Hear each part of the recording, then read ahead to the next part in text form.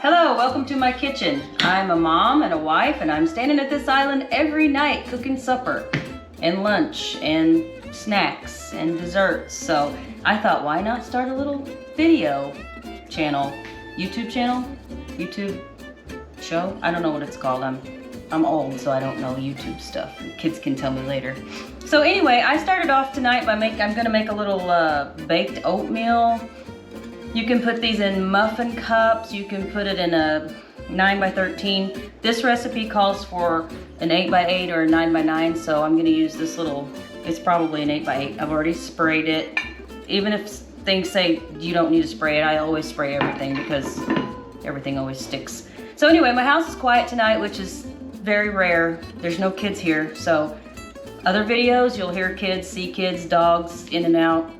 This will be normal life going on around me, like I'm just cooking supper. So since this is not supper, I'm gonna make this like a little bit of a dessert. So this is gonna be a pumpkin oatmeal, baked oatmeal, and maybe put a little Cool Whip on it at the end, or whipped cream, or whipped topping, whatever you wanna call it. So let's get started on the recipe. This is 2 cups of old-fashioned oats. I mean, you can use any oatmeal you like. If you like old-fashioned, if you like instant, you can even open the pouches if that's all you have, and you're gonna have more flavor. So this is the 2 cups of old-fashioned oats, because that's what I like. I like the texture. You got your old-fashioned oats, and since this is close to Thanksgiving, that's why I said we're gonna do a pumpkin. A lot of times I will use, instead of pumpkin, a banana, applesauce, blueberries. You can pretty much put anything in it, and it's really good. I try to save some for breakfast if I make them in the evening, but a lot of times the cameraman eats them all before I get breakfast in the morning. So we are going to do the oats. This actually calls for pumpkin pie spice, but I didn't have any on hand for some reason. I thought I did, so I'm just gonna use cinnamon, and I like lots of cinnamon. My 16-year-old says, Mom, not everybody likes that much cinnamon, but I do, and I'm cooking it, so I'm gonna make lots of cinnamon in it. So as I put the ingredients in, I'm just gonna kind of give it a little stir. This is just the cinnamon and the oats. Sea salt, I don't know, teaspoon, half a teaspoon, something like that. I use the pink Himalayan salt. I heard it has health benefits. I don't really know, but hey, it's healthy, right?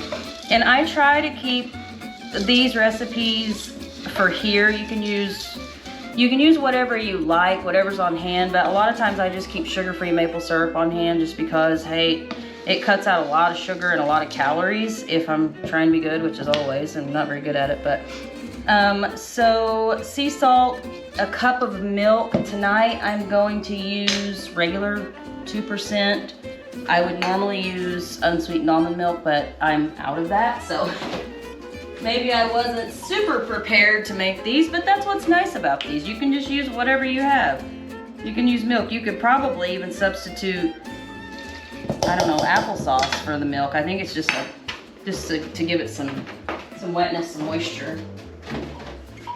Okay, so we got the milk, we got the oats, we got some cinnamon and salt.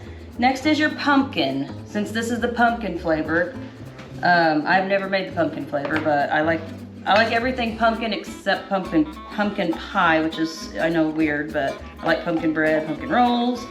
So this is pumpkin puree. It's not pumpkin pie filling. You don't want to get pumpkin pie filling because then you got all the extra added stuff in it, the sugar and well, it's pie filling, so it's got all the other good stuff in it. So this is the cup of pumpkin, so I'm gonna get a little bit more out of there. So I already made a batch of these earlier, so this is my second batch. It's actually not a very big batch. You can always double this recipe too. You can't really mess it up. Get stuff in there, it's gonna bake, it's gonna taste good if you like oatmeal. So there's our pumpkin, and we are going to put an egg, 1 egg. Like I said, if you double it, just double it. Sorry, I'm not a professional. I can't do the one-hand crack on the egg yet. One of these days. Get my towel, wipe the egg off my hand.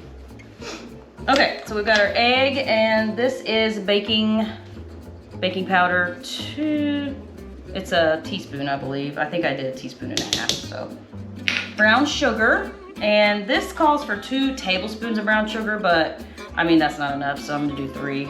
I didn't pack it either, so and our maple syrup. And like I said, I'm using a sugar-free maple syrup just to try to be a little bit better.